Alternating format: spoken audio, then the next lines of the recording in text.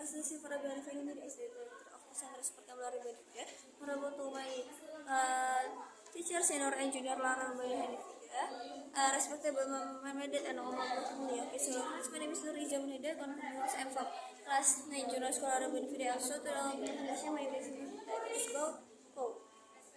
Okay, code is mechanism of respiratory system by managing objective ingredient. Early symptoms of influenza plus asthma.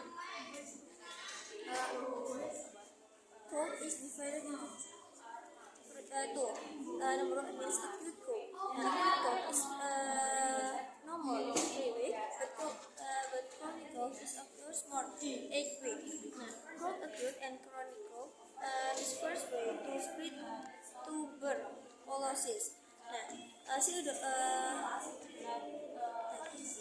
See a doctor of more serious problem comfort swimming, lumps in the neck, nose, and treat by consuming pomegranate fruit and seeds. Nah, jadi presentasinya itu tentang batuk. Nah, jadi batuk itu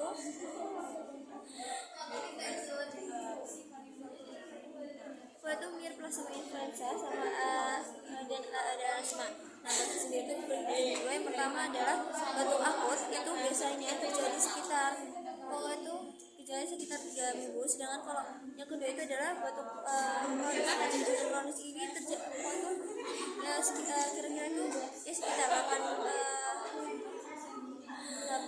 mingguan.